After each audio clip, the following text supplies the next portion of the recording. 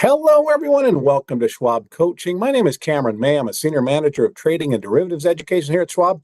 And this is Getting Started with Thinkorswim. And just last week, as of the last webcast, we kicked off a series of intended 8 lessons to introduce the new user of Thinkorswim to the power of that platform. And we're going about it in a very systematic way. In the first lesson, we went through downloading and the general navigation of Thinkorswim Desktop. Today, we're going to be going across the top row of tabs and acquainting ourselves in good detail with each one of those. So we're going to be digging into the weeds today on the Monitor tab. And I think as we explore those, of course, we're going to do the general navigation and some of the more commonly used functions, but we're also going to be looking at maybe some of the lesser used tools that are available there on the platform. And I think there's going to be something for just about everybody there. We will try to go at a pace that everybody can follow. Should be great stuff ahead, but before we can get to any of that, let me first of all say hello to everybody who's already chatting in. Great to see. Hello there, Sid and Eva, David, Life in the Fast Lane, Tony, Lawrence, everybody else. Thanks for joining us week after week. We always appreciate your attendance and your contributions to these discussions. If you are here for the very first time, and there are a couple of names that I see out there that I'm not entirely familiar with, welcome. It's great to have you here. And if you're watching on the YouTube archive after the fact, well, enjoy the presentation, but be aware that you're invited to join us in the live show if you'd like to be here with our live audience. This is a Wednesday webcast series, and we kick things off promptly at 2 Eastern. We would love to have you here in the live audience. Now, also as a heads up for my live audience members, my good friend Kevin Horner is going to be hanging out in the chats. Kevin and I have been working together together for years now, as of today, anyway. But Kevin really brings a ton of knowledge and experience to this discussion. He's going to be answering any questions that I can't get to in that chat window, as long as they're not too far off track. So thanks for having my back there, Kevin. And Kevin and I would like to also issue an invitation to everybody listening. If you have an account with X, you should be following your favorite presenters there. It's the very best place to connect with me in between the live streams. I've actually probably been back and forth with a dozen different posts on X just today. People making observations, asking questions. Great resource. So you can follow Kevin there at Kevin Horner CS. You can follow me there on X at Cameron May CS. But let's get right into this discussion. Lesson 2 in our series of 8, acquainting ourselves with the Monitor tab. And as we do that, there's some important information to keep in mind first regarding risks. These disclosures are important. The information here is for general informational purposes only and should not be considered an individualized recommendation or endorsement of any particular security, chart pattern, or investment strategy. Options carry a high level of risk and are not suitable for all investors. Schwab does not recommend the use of technical analysis as a sole means of investment research, and investing involves risks, including the loss of principal. All right.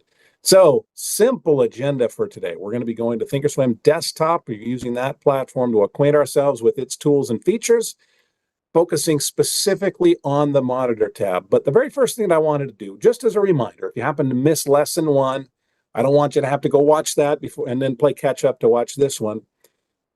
So the trading software that we're going to be using today can be downloaded for free from within your Schwab Online account. So I just wanted to show that just quickly.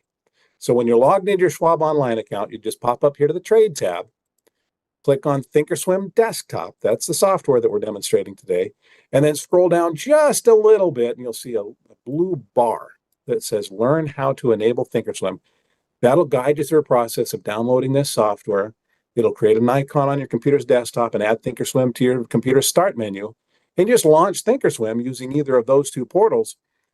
And then you'll sign in using your Schwab username and password. Now, as you sign in, it'll ask you, are you doing paper money, practice trading today?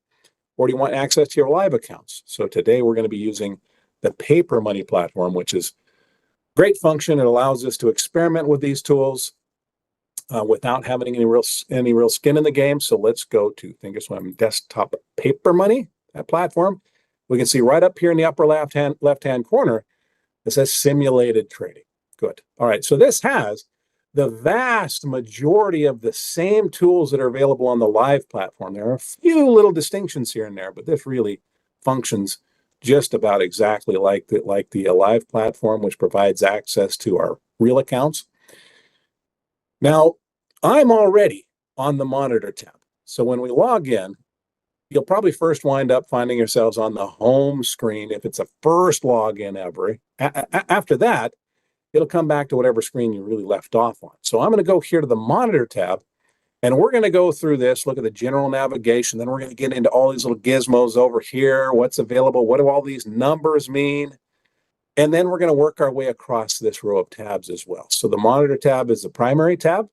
Then we have this row of sub tabs, activity and positions, and account statement, which is where we're going to be spending our time today. We have Forex reports, and then strategy roller. I'm not really going to get into this one. It'd be kind of niche for my audience. So I'm going to go over to the strategy roller and just provide you a resource that you can refer to learn more about this, because we're going to cover these two in detail today. All right. So starting off with the activity and positions, the monitor tab, I think it's a great name for this tool because really this is where the trader would go to keep an eye on or monitor their current trades and their current orders. Trades and orders sound like almost the same things. We might think of trades as actually positions. Those are orders that have been placed and actually executed. So we wind up with our positions down here. We can monitor those here. But also up at the top, we can see our order information. So really the monitor area is broken out into two primary regions. We have today's trade activity, which is our order information, trades that have happened today. Down below is where we'd see existing positions. So starting up here, let's work through these four areas under today's trade activity. I do want to highlight that it says today's trade activity, because commonly somebody will say, hey, Cameron, I did a trade yesterday. It's not showing up here. I can't see it in my orders. Well, it's because if it's a filled order and it filled yesterday, it's no longer in today's trade activity. That and other historical information can be found in the account statement. So activity and positions is for current trades and positions. Account statement is for historical trades and positions. Just like, if you were trying to find some historical transactions for your bank, you'd check your bank statement. Well, here we would check our account statement. So looking back at today's trade activity, let's look at this area that says working orders. So what are working orders? Well, these are orders that have been placed but have not yet filled. So examples of those might be, let's say, a limit order. Let's say that we were, and I have a limit order here prepared just today. I just placed this order earlier this morning.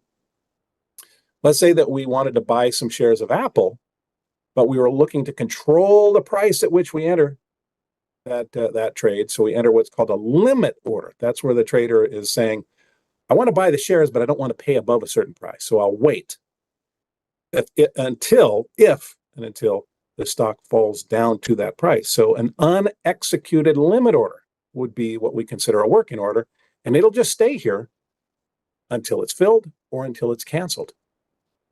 Now, also under our working orders, we can see things like our stop orders. If we placed a sell order to exit an existing position that hasn't filled yet, that's considered to be working, and that would show up here.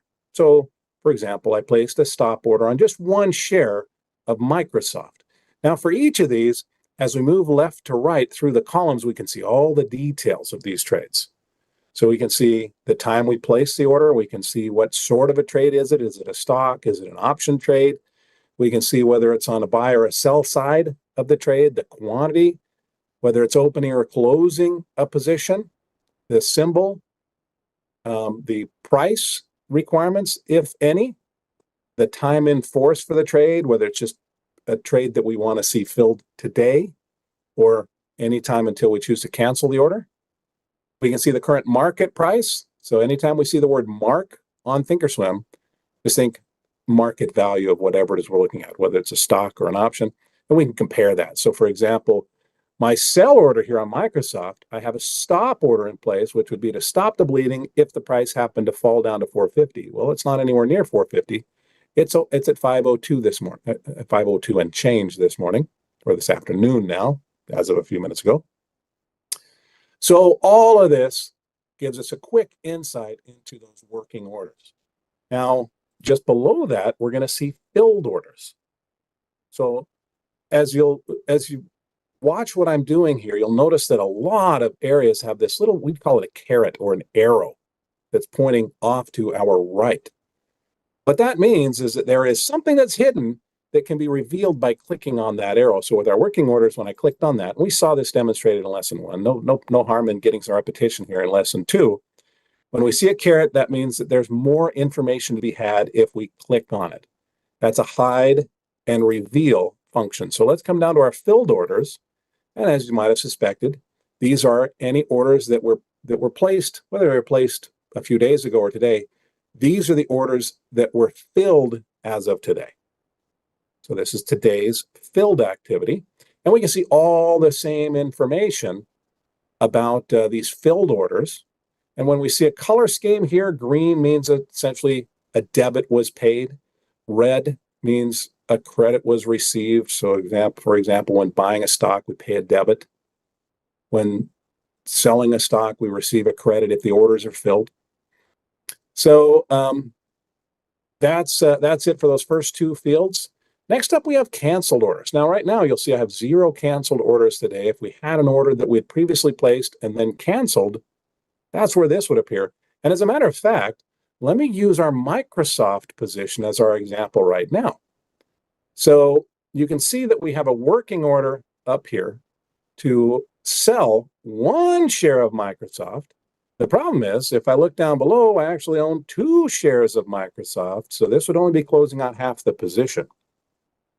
Now, before we go back up there and deal with that, I also want to point out just to the left of any symbols with existing working orders, there will be this little icon that tells us the nature of the order, a buy or a sell, or if there's a combination, it'll show buy and sell at the same time.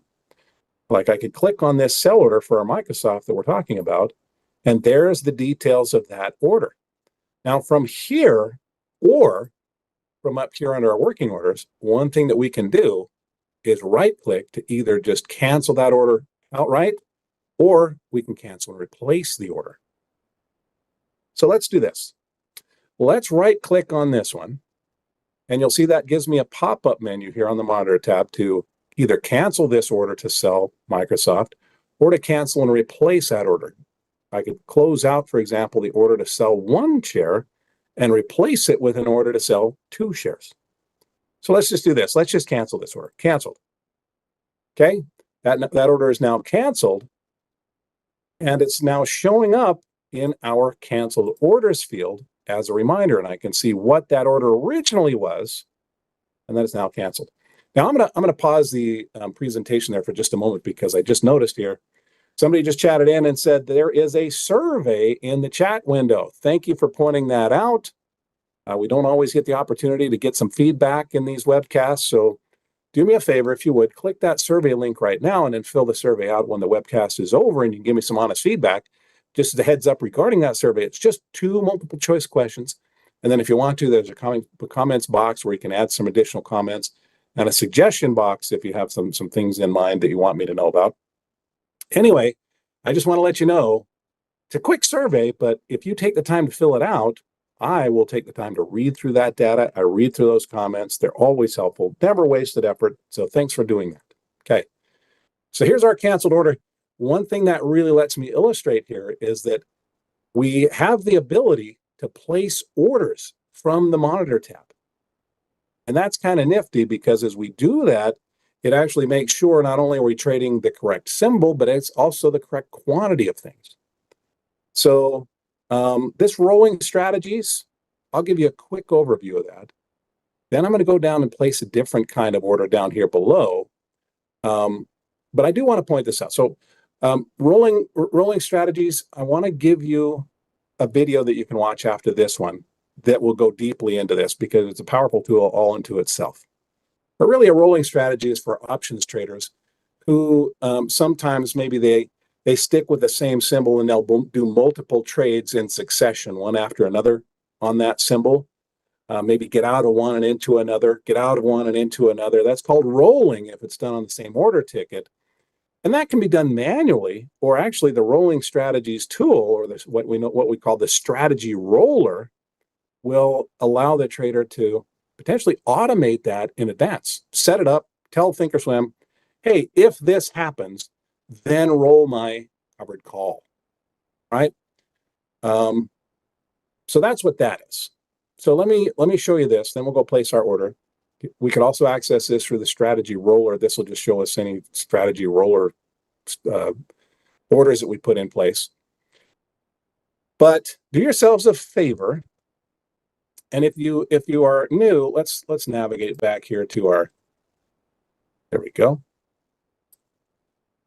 Let's go back to our channel. And if you're new here in the webcast series and you haven't subscribed to our channel yet, make sure you do that right now. You can go down the lower right-hand corner and click on the subscribe button. It'll only take a second. It doesn't cost anything. But our YouTube channel is where we house all previous webcasts, including this one will be housed here pretty shortly after this one is concluded. But I just wanted to show you that if you have an interest in some function on Thinkorswim or some strategy or some technique, you come to the channel, you can look through the playlists, look, for example, at my Getting Started with Thinkorswim series, or let's just type in the word roller, since it's the strategy roller we're talking about. And here's a webcast I did previously called Automating Covered Call Rolling Orders with the Strategy Roller. So there's a great resource for you, just a 26-minute video that will take a closer look at that tool. But let's go back here and let's place that order that I was talking about. We just canceled our Microsoft order to sell 1 share. And let's say we want to replace that with a stop order to sell 2 shares, which would be more in line with the current quantity. So I'm going to right click, and that's the trick here. Go to the go down to the positions and right click on the symbol for the intended trading, intended position that we're going to trade. And then we're just going to create a closing order. And in this case, I'm going to create a closing order with a stop. So that's going to take us right to our trade tab. It's going to have the right stock. It has the right quantity, assuming we wanted to close out the entire position. It even has this queued up as a stop order. Now, that original stop we had placed at $450. So let's go ahead and place this at $450 again. And I'm going to make that a good till canceled order. So this really highlights the fact that trading can be done from that monitor tab. And then I'm just going to click confirm and send. And as I do, there's an important reminder down here at the bottom of the screen, at the bottom of the order confirmation dialog box.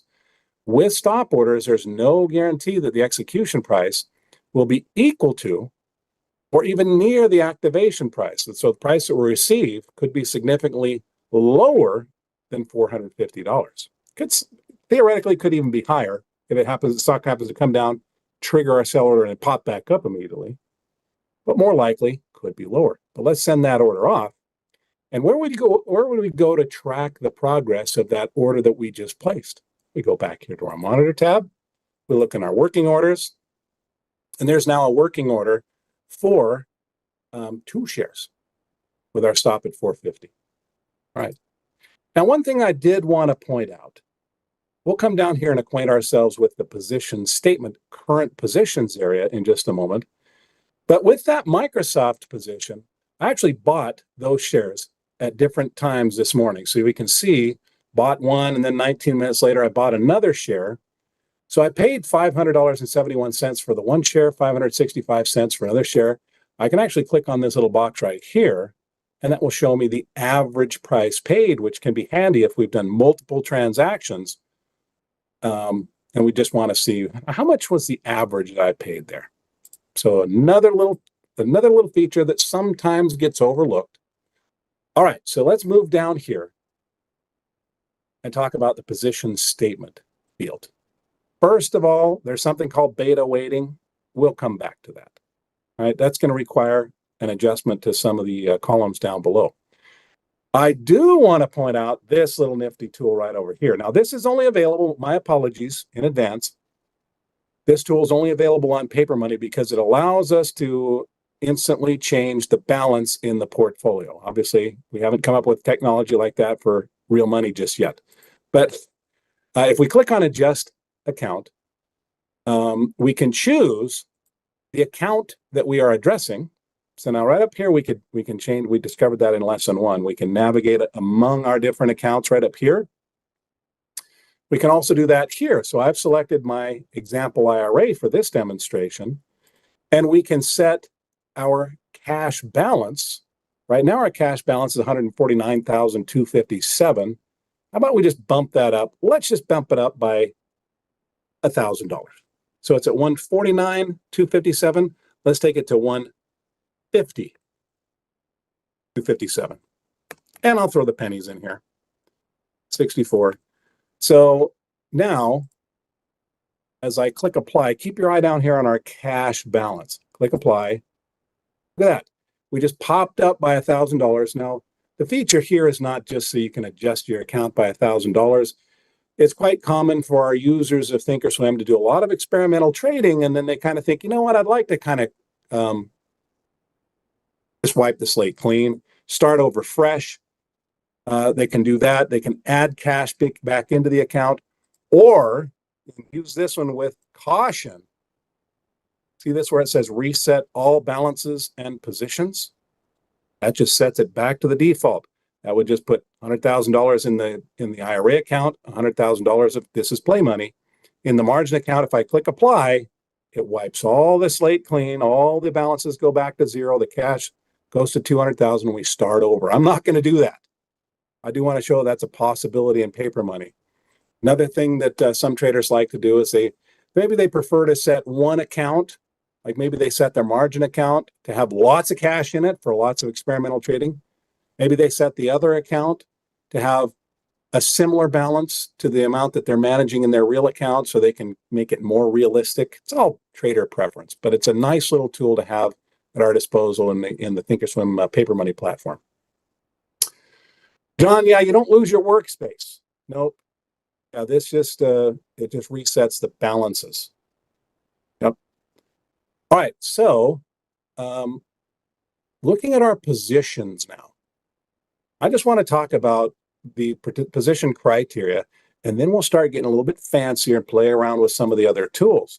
So I'm gonna scroll right down here to this area that's called unallocated. Now, what you're probably going to see if you're new to this platform is that there are some additional areas that you're not seeing on your own platform. These are what we call groups.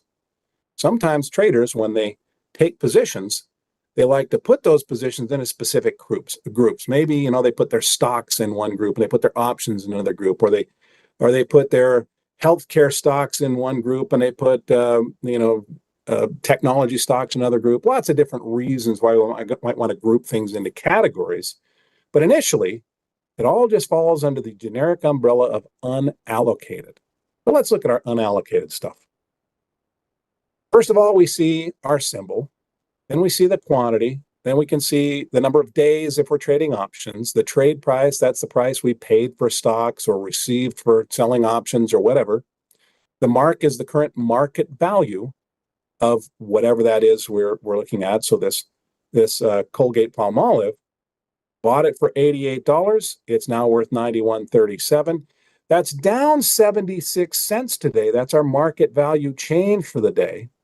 But that delivers an overall profit or loss since we opened that position. PL open stands for your profit or loss since we opened the position. $337.50 in this case. Now we can also see the profit or loss today. So this $337 total profit or loss includes this little setback that we have today. Then off to the far right is something known as the buying power effect, the BP effect. Now this is typically our options traders pay the most, not our options traders, but our margin traders pay the most attention to this. So if we have an account where we have, let's say our margin account, this BP effect keeps tabs of how much that's drafting, against our available margin. That's what that would be. However, in an IRA, which is not a margin account, it can show us how much an existing order to enter into a trade might be using up in cash, how much that cash that might cost. So for example, on Apple, you'll notice the quantity is 0. We don't actually own any shares, but there is an order to buy some shares right over here. If I click on that, I can see just this morning, I placed an order to buy 10 shares of Apple for $190. If we do wind up spending the $190 per share for 10 shares, what would that cost us? $1,900. That's where that's coming from. So I'll just close that up. So those are our existing columns, and down below we can see some summaries here. We can see our overall profit or loss since we opened across all of our current positions. We can see how those positions are doing total today, and then we can see cash available down here. We can see the overall profit or loss for the year to date, and how much is available for investing. So that's just the default layout. We can actually customize this layout in a number of ways. Let's see. Chena says, hi, what's the name of the connection chart feature so that all the pages are linked? So we just call that linking. Chena, as a matter of fact, I just had a 2-minute video that I put on my X account. Let me show that. So if you're not following Kevin and me on X, you should be doing this because there's additional education that can happen here. Let me scroll down a little bit and see if I can track that down. It was right. No, that's not it. Was it more recent?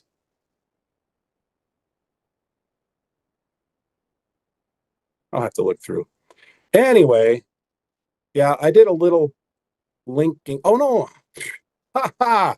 You guys just got you got a little heads up. That's actually going to be publishing to the web to my X account tomorrow. Yeah, I've recorded it. I just haven't put it there. That's why I can't find it. Anyway, yeah, let's go back here and start to customize this layout on our monitor tab. The first thing that we might do is these columns, the width can be adjusted. You might think, well, Cameron, there's plenty of space there. Why do I need to adjust the width? Well, if we start to add a lot of columns, that information get a little bit crowded. And some columns don't need so much space, and other columns might need more space. So we can actually just go to the margin up at the heading between two of the columns and just click. See where the double-headed arrows are? We can just click and drag that. Look at that spacing change that I can make. So that's one quick customization that can be done. I was really happy to discover that when I did way back in the day. Another customization that can be made is we aren't stuck with the default set of columns. It might be perfectly usable for some traders to be able to see their quantity and the number of days on contracts and the trade price and the mark, and just what's there is good enough. But for others, they might want to see things like, well, which sector are my stocks in? Maybe I'm an options trader and I want to see my options Greeks. Those things can be added using little gear. In lesson 1, we learned that little gear allows us to customize things. In this case, we can customize our columns.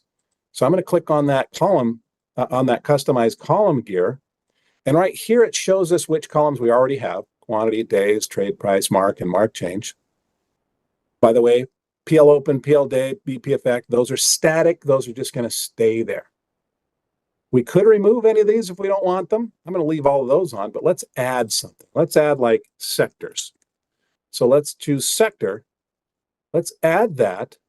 Maybe I'm going to position that sector up right next to the symbol. So instead of being all the way over here to the right of the mark change, that would put it over here. I'm going to move that up using our little arrow here. I'm going to put it to the left of quantity. So if I click OK, you'll see here's our sector now. I can see, oh, NVIDIA's in information technology. Colgate Palmolive is in consumer staples, and so on. So I can see at a glance the degree of maybe diversification that the portfolio is exhibiting. Let's add a couple more columns. Let's say we're an option trader and we want to have our Greeks here. Let's add delta. Let's add theta. And let's add vega. Now, some of you don't know what these are. That's okay. I'm just speaking to the options traders in the audience for a moment. Let's move those up. How about we put those up by the days? It's all personal preference how we have this set up and displayed. I just want to show that it's a possibility. So here's our delta, vega, and did I miss theta? I probably just didn't hit the yeah. Sometimes in my enthusiasm to explain something, I forget one little step. Let's click add. There's theta now. Let's move that up next to delta. There we go. And actually, let's move them all past days. Let's put them up. No, let's leave it right where it is. That's fine. Click OK. Anyway, so these are our Greeks. Now, if you're not familiar with Greeks, that's okay. That's a discussion for another time. But our options traders in the audience can recognize the real value or the potential value of these. Now, the Greeks can show us the potential impact of movements of the markets on our positions. So, for example, our NVIDIA position has a delta of 52, which means that it tends to move in the same direction as the S&P 500, and a nice move on the S&P may produce a profit on NVIDIA. Now, down at the bottom, this gives us an estimate of how our portfolio will perform if each of our stocks went up by $1. But I'm going to use this beta weighting function. I'm going to click on this, and let's benchmark our stocks against the S&P 500. And now what this delta column is doing is it's telling us how our portfolio is likely to perform if the S&P goes up or down. So that's a nifty little feature there. If you've ever wondered, if you ever had the question, yeah, with all this stuff I have going on in my portfolio, I wonder if I'd even make or lose money if the S&P went up or down. This is a calculator that can help to estimate that. Now, not every stock is going to move exactly as we might anticipate as the S&P moves up or down, but this can provide a pretty useful estimate. So for this portfolio, for this portion of the portfolio, for example, if the S&P were to go up by 1 point, that's a tiny little move on the S&P, that would produce about a $6 unrealized profit, unrealized gain on these across this range of positions. So that's what that beta weighting stands for. I'm going to uncheck it because not everybody uses beta weighting. I did want to show that tool though. All right, so we've learned quite a bit about this feature, the monitor tab, already. I definitely have a little bit more to show you, but then I want to make sure that we provide some time for our account statement. Another thing that we might want to do, as I mentioned, is some traders like to organize things into categories that we call groups. Now, I already have some groups up here, and these are really, I organize them according to the webcast series that I teach. So, for example, I have one that's called Long Verticals and Diagonals, and those are positions that we have taken in that webcast series. But there's one of those down here. Notice the little arrows. We know that when we see an arrow, we can click and we can see more details. So if I click on that arrow for NVIDIA, I can see, oh, wait a second. In this one, I own a long-term call, and I've sold a shorter-term call against that, creating what's called a call diagonal. Hey, that should be up here in the diagonals group. So I just right-click on the symbol, and I'm going to move that to my diagonals group. And keep your eye out. So it's NVIDIA again. As I do that, there's NVIDIA now into this nifty little group up here. And there might be other reasons to set up groups. Let's say we wanted a different group, and maybe it's by sector. So I'm going to right click. How about we create a new group for consumer staples? I'm going to right click on my CL position. Let's move to group, but I don't have one called consumer staples. So let's add a group. Call it staples, click OK. And now I have a new group there called staples. Hey, there's another one here, Walmart. Right click, move to group. Let's throw that in the staples group. Go away. Go. I didn't click the X. Anyway, so that's how we can create groups. If we don't need that group anymore, we can just delete it. This one to me was a little bit tense. When I select delete group, it almost sounds like we're going to delete the group and everything in it. No, it's just to delete the group. This will just drop whatever's in the group back into the unallocated area. So please confirm you want to delete the subgroup. Yes, there it goes. Now we're back here. All right, so once we've created groups, we can expand and collapse those using a little carets. So now we're just looking at the unallocated.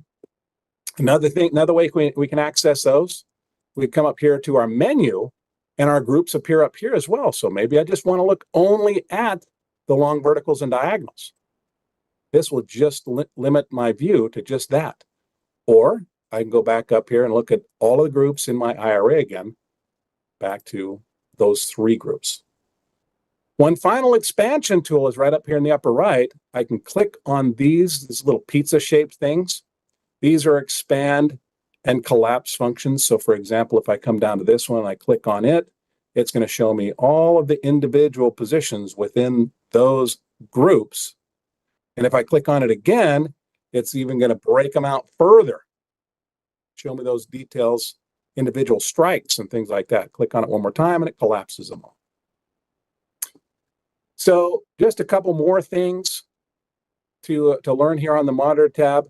And that is, if we're up here looking at, for example, our working orders and we have a lot of detail, maybe we don't need so much, we just want a summary of these trades, we can click on this little less fields icon. Watch what this does. Let's keep our eye on maybe this green one since it sort of stands out. So we know that it's a buy order for 10 shares of Apple at a $190 limit. If I click on the less fields, it just summarizes that. Buy 10 Apple at a 190 limit. Makes it more readable. If I want those details expanded again, I can click on that again.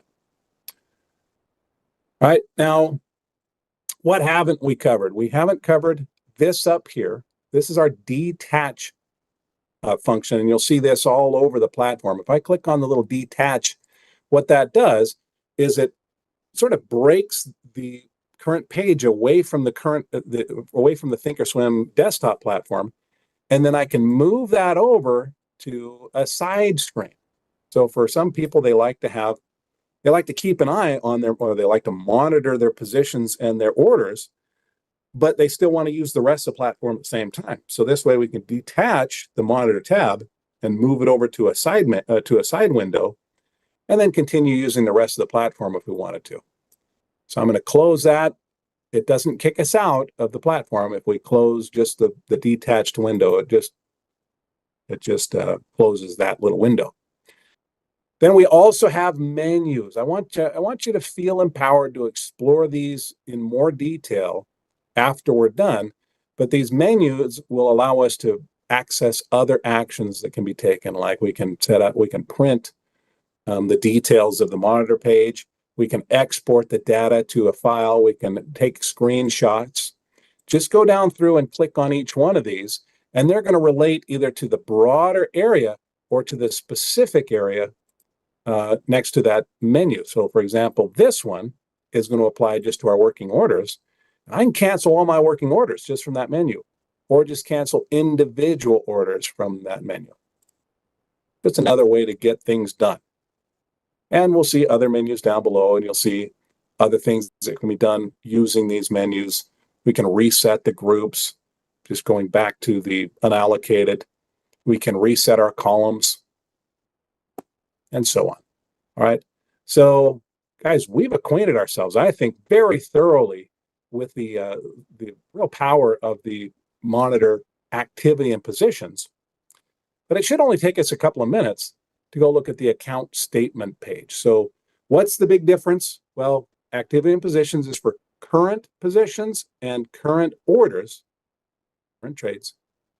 Moving over to the account statement is where we'd go look for historical information, like we want to see profits over time, or we want to see trades that were closed last month or whatever. We can go to that account statement.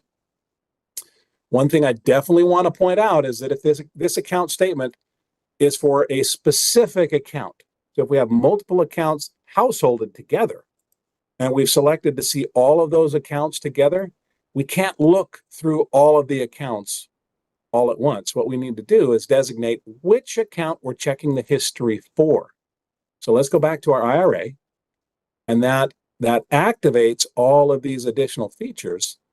And then we can look for a given number of days back for cash balances, for orders placed, for trades that have been completed. We can see right here our current equities. That just means the stocks that we own right now. We can see our options that we own right now. But when we click on this 1 day back, by default, this is just showing us, what's happened over the last 24 hours. we can actually set this back for up to 370 days. So we might look back over the last 30 days as an example. Let's do that. Let's look at the last 30 days and see what's happened. Well, there have been 6 orders. There have been, there are 6, pardon me, working orders. There are 16 orders that have filled, and here are those trades if we want to see those. Now we can also choose a date range. Instead of putting in a number of days back, we could look and say, well, what about just from, we go back to last month. Let's go from the 13th of May to the 1st of July. There we go. Well, that'll tell us which orders have been placed in that range. It gives us all the trades that have been placed in that range and the details of all those trades. And then one final feature here is that we can sort by symbol. So for example, let's say we've had a few transactions here for Alphabet. What if we just wanted to zoom in on just Alphabet? I'm going to type in the symbol here, and that just limits the information to just that one security and derivative trades of that security as well. There we go. So there's your introduction to the Monitor tab, activity and positions, the account statement. I've shown you your resource for learning about the strategy roller. That's going to complete this presentation, but we obviously have a lot yet still to learn.